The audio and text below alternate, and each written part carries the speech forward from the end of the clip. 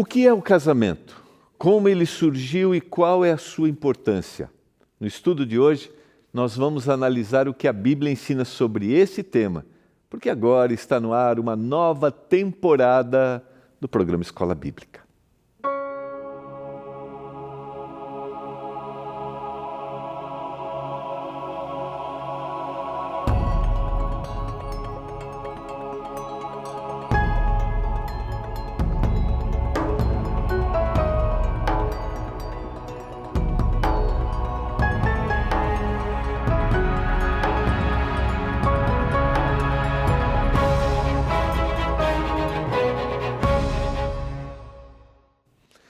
Olá, tudo bem com você? Está no ar o programa Escola Bíblica, aqui pela TV Novo Tempo, o canal da Esperança. Como é que estão as coisas aí na sua casa? Como é que foi seu final de semana? Tá tudo bem? Olha, estamos iniciando uma nova semana e a gente está super feliz, super animado. Obrigado por sua audiência, porque como eu mencionei na quinta-feira, estamos começando uma nova temporada aqui no programa Escola Bíblica. Isso mesmo. Nós vamos estudar nessa temporada a revista Sem Tabus. Você já parou para refletir sobre o propósito de Deus para o casamento? Você, mulher, homem, você gostaria de viver um relacionamento feliz, duradouro, profundo e alinhado com os planos divinos? A Bíblia nos oferece uma direção clara e transformadora. Por isso, a revista Esperança Sem Tabus chegou. Ela vai nos ajudar a conhecer melhor os princípios eternos de Deus que podem transformar a sua vida conjugal. O conteúdo foi escrito pela nossa apresentadora Darleide Alves. Ela apresenta aqui na TV os programas Consultório de Família e Entre Família. E a minha pergunta para você é: você deseja restaurar a pureza nos seus relacionamentos e fortalecer o seu compromisso com essa instituição sagrada que é o casamento? Essa é uma oportunidade para você investir no seu futuro, no seu casamento e, é claro, na sua espiritualidade. Porque nós sempre estudamos todos os nossos temas à luz da palavra de Deus. Existe um caminho seguro, existe um caminho santo e feliz para a vida conjugal. E esse caminho começa com o conhecimento da verdade. A verdade revelada, a verdade inspirada pelo Espírito Santo para escrever, inspirando os autores bíblicos para escreverem. Por isso, eu quero te convidar para essa jornada. E a minha pergunta é: você deseja receber aí na sua casa a nova revista Esperança Sem Tabus e entender os planos que Deus tem para o seu casamento, para a sua vida conjugal? Faça contato com a gente agora. Mande uma mensagem por nosso WhatsApp, ele está aparecendo aqui, ó. Aqui. Eu sempre erro aqui, ó. É o 12982444449. 12982444449. Só escrever eu quero. O que vai acontecer? Você vai receber um link. Aí você clica nesse link, preenche o seu cadastro e você vai receber nos próximos dias na sua casa a nova revista Esperança Sem Tabus, o plano que Deus tem para o seu casamento, para a sua vida conjugal. Lembrando que se você tiver dificuldade aí para acessar, clicando, você pode insistir, depois alguém vai fazer contato para te ajudar. Então não desiste, tá bom? Você também pode acessar o nosso site, que é o novotempo.com/escola bíblica. novotempo.com/escola bíblica, ou você pode ligar também para a gente. É o 0 operadora 12 21 27 31 21. Peça agora a nova revista Esperança Sem Tabus. Como a gente sempre faz no início de cada programa, vamos pedir a orientação do Senhor ao abrirmos a palavra, estudarmos esse tema tão precioso que é o casamento. os propósitos que Deus tem para a sua vida matrimonial. Vamos orar? Obrigado, Senhor, porque estamos juntos para estudarmos a Tua Palavra. Obrigado porque temos esse material à disposição. Sabe, a gente sempre deseja conhecer mais dos Teus propósitos para a vida. E esse tema é tão importante, Pai, porque existe uma luta entre o bem e o mal para desestruturar, para acabar com relacionamentos, para acabar com casamentos. Existem propósitos negativos na formação de um casamento, na formação de uma casa. Por isso, Pai, nos ajude a compartilharmos os princípios apresentados na Tua Palavra e que essa temporada seja uma bênção para cada um dos nossos telespectadores. Em nome de Jesus. Amém. Qual é a realidade aí na sua casa? Como anda o seu casamento? Como andam as coisas aí? Você que está noiva, você visualiza com alegria o seu casamento? Eu não sei em que nível você está, eu não sei que nota você daria. Normalmente, quando eu participo de encontros de casais, as notas que os homens dão são sempre maiores do que as notas que as mulheres dão. Se reflete um otimismo, uma expectativa e às vezes até uma falta de sensibilidade para ver detalhes que são importantes que o outro tem, né? E a gente não tem. Então, eu não sei como está, mas eu queria te dizer uma coisa. O olhar do Senhor está aí sobre sua casa, o olhar do Senhor está aí sobre seu casamento, sobre sua vida. E eu não sei em que nível está, mas eu sempre digo que quando há uma disposição, quando o coração se abre, quando os corações se abrem, o Espírito de Deus trabalha. Por isso, abra seu coração para que o Espírito de Deus faça você refletir no que você pode fazer, qual é claramente a sua responsabilidade dentro desse ambiente abençoado e sagrado que se chama casamento. Você deseja abrir seu coração? Vamos comigo.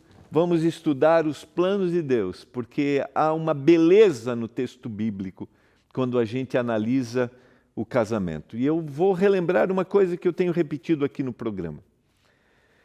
A Bíblia pode falar de qualquer tema. Pode falar sobre finanças. A Bíblia pode falar sobre o cuidado do corpo. E a Bíblia pode falar sobre relacionamentos. Nesse caso, o casamento, esposo e esposa. A Bíblia pode falar sobre isso. Mas a Bíblia é um livro de salvação. Então, mesmo que a gente estude um tema específico, que é o casamento que nós vamos estudar, a Bíblia vai ter um olhar de salvação, porque este ambiente, o ambiente do seu casamento, é um propósito que Deus tem para a sua vida, para que você alcance salvação junto com o seu cônjuge, para que vocês contagiem todos aqueles que são da sua casa, você que tem filhos, porque o Senhor deseja salvar. E o casamento também tem este propósito, que seja um ambiente seguro. Vamos analisar o propósito divino para o casamento. E eu começo com o texto de Gênesis, o capítulo 1 e o verso 26. E Deus disse, façamos o ser humano a nossa imagem. O primeiro capítulo é um relato progressivo de tudo, do ambiente que Deus criou, de tudo que fazia parte e da criação do homem e da mulher, a sua imagem, a imagem que deveria ser exterior, mas também interior, de pureza de caráter, daquilo que eles deveriam revelar, conforme a nossa semelhança. Tenha ele domínio sobre os peixes do mar, sobre as aves dos céus, sobre os animais domésticos, sobre toda a terra e sobre todos os animais que rastejam pela terra. Deus criou todo o ambiente e Deus agora criou o ser humano para viver neste ambiente. O Pai, o Filho e o Espírito Santo criaram o ser humano para viver em comunidade. Homem e mulher refletem em sua união o amor e a comunhão da própria divindade. E a gente vai ver isso na sequência. Assim, Deus criou o ser humano à sua imagem. A imagem de Deus o criou. Homem e mulher os criou. E você vai ver o processo. No capítulo 2 a gente tem o processo criado do pó da terra, o homem, e a mulher criada a partir do próprio homem, mostrando esta proximidade. Por isso que o texto vai dizer que Adão vai olhar e vai dizer: essa é ossos dos meus ossos, revelando a cumplicidade que havia nesse ato criador. Deus criou homem e mulher à sua imagem. Para o Senhor, ambos têm a mesma dignidade e o mesmo valor. Dentro da visão divina, não existe superioridade e a gente vai explorar isso. E talvez esse seja um olhar importante e a gente vai estudar isso na sequência, né? Amanhã a gente vai ver que quando há a quebra, quando entra o pecado, este olhar agora ele começa a ficar desvirtuado, errado. E o homem acha que é superior ao ponto de tratar de forma indigna. E aí é necessário que eu coloque o olhar de Jesus Cristo em mim para tratar com respeito e com dignidade. Porque esse foi o resultado do pecado. Mas aqui nós temos claramente apresentado no texto bíblico a dignidade que deveria haver entre os dois nesse relacionamento. Deus os abençoou e lhes disse: sejam fecundos, multipliquem-se, encham a terra e sujeitem-na. Tenham domínio sobre os peixes do mar, sobre as aves dos céus e sobre todo animal que rasteja pela terra. Estamos no capítulo 1 e Deus está criando aqui, Deus está abençoando o ser humano, homem e mulher, com a multiplicação. Deus está criando aqui a intimidade e revelando que este é um propósito divino que, infelizmente, alguns olham que veio após o pecado. E não, a intimidade entre um homem e uma mulher é um plano divino criado antes do pecado. Porque o capítulo 1 e o capítulo 2 de Gênesis mostram um mundo perfeito. Nada na humanidade, queridos, deve estar em oposição ao caráter de Deus. Uma vez que ela foi feita para apresentá-lo, a sexualidade não pode ficar fora desta lógica, porque eles revelam no ato criador que foram criados à imagem de Deus. E entre esta imagem de Deus está claro que Deus desejava que eles se multiplicassem. Por muito tempo e ainda hoje há pessoas, como eu mencionei, que sustentam a ideia de que o sexo surgiu depois do pecado. Mas isso definitivamente não é verdade. Intimidade sexual não surgiu após o pecado. Este foi um plano criado por Deus antes da queda. A santidade do sexo está em perfeita harmonia com a santidade de Deus em sua obra criadora.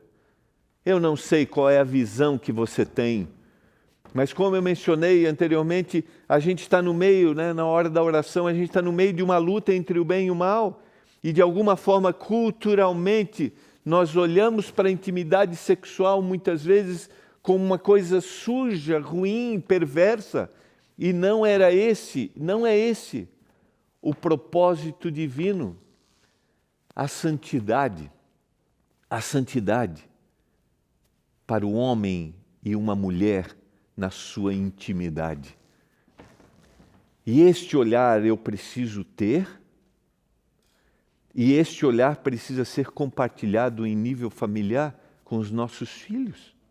Eles precisam aprender o que a Bíblia diz para serem libertos muitas vezes de uma influência cultural negativa. Deus viu que tudo que havia feito era muito bom. Houve tarde, manhã, o sexto dia, Gênesis capítulo 1, verso 31. Era muito bom. Às vezes a gente tem a dificuldade de olhar positivamente. Muitos cristãos têm vergonha de algo que Deus chamou de muito bom.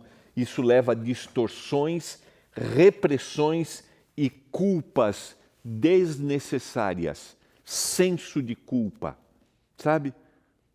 Vai depender da forma como é apresentado. Vai depender como você aprendeu. E talvez você tenha aprendido de forma negativa a respeito da intimidade. E isso para você pode soar negativamente e você pode correr o risco de compartilhar da mesma forma. E isso vai se apresentando ao longo da história e a gente não olha para algo belo, sagrado e santo, que é a intimidade sexual criada por Deus. Mas a Bíblia apresenta o corpo como parte essencial da criação de Deus, queridos.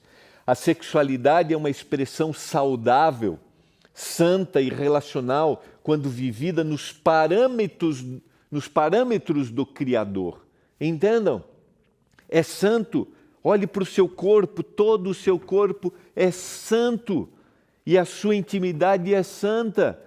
Se ela estiver dentro dos parâmetros divinos, e a gente vai ao longo da temporada ler textos dos propósitos que Deus tem para homem e mulher desfrutarem da sua intimidade, para encontrarem prazer. Esse é o propósito de Deus. Esta foi a criação divina.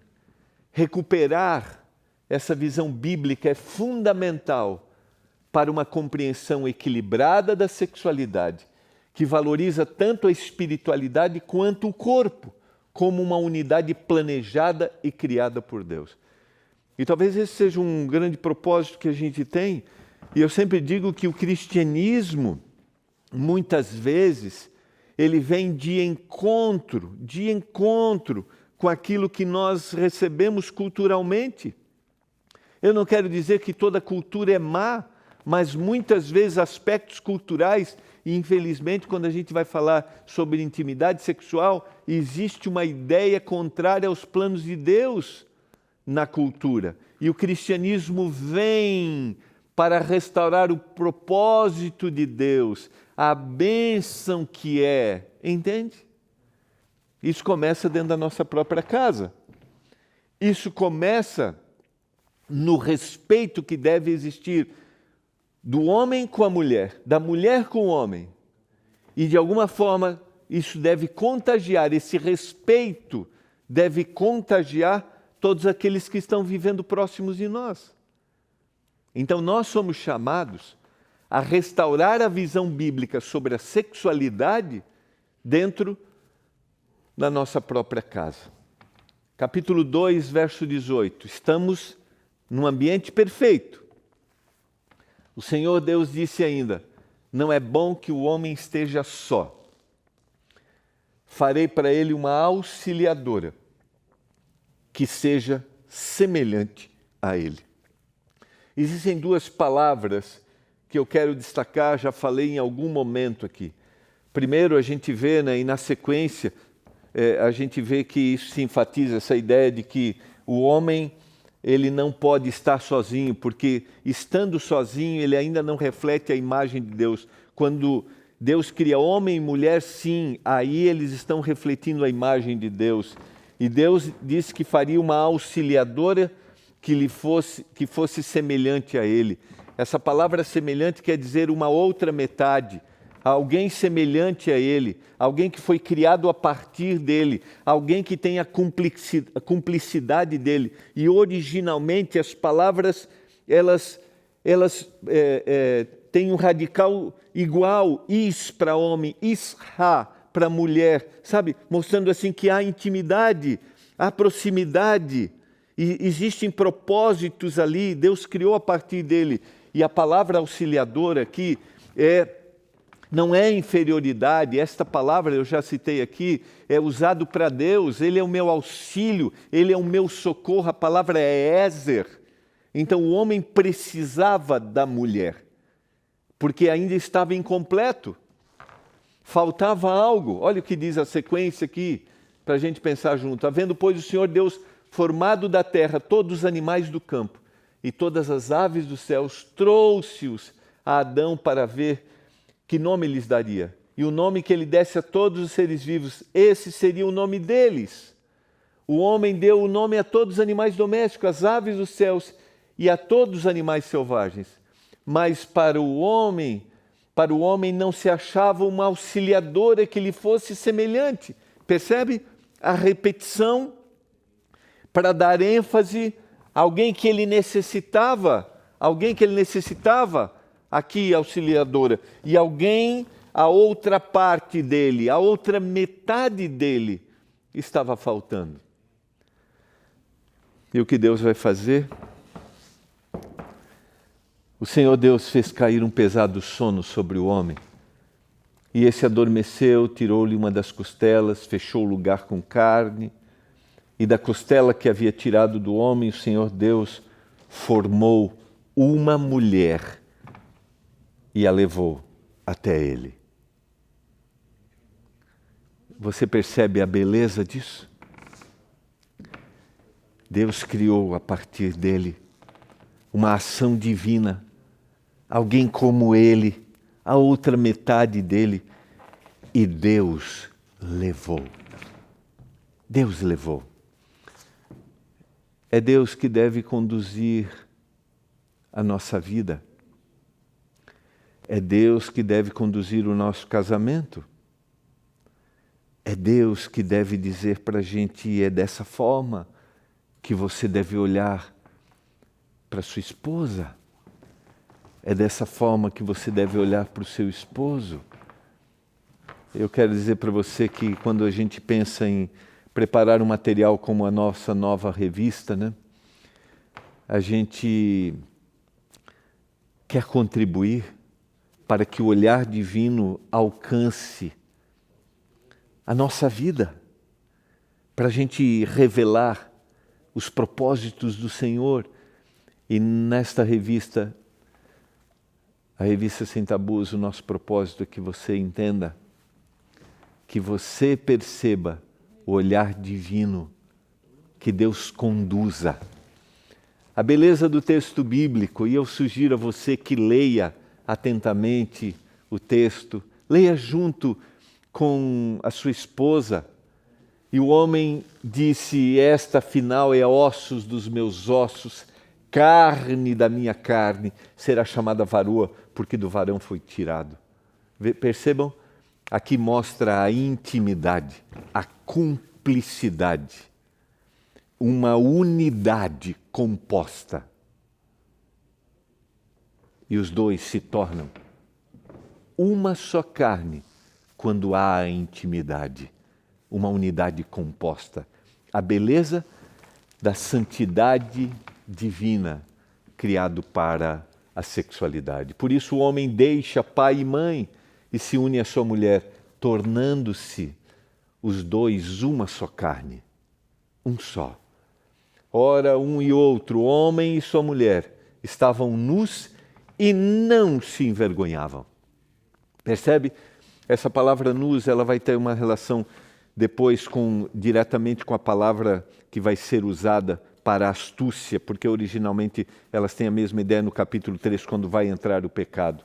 Mas aqui é para mostrar que não havia nada de perverso, sabe? Nada de ruim quando o casal foi criado por Deus. Não havia nada ruim, nada de perverso nessa intimidade que era o propósito de Deus.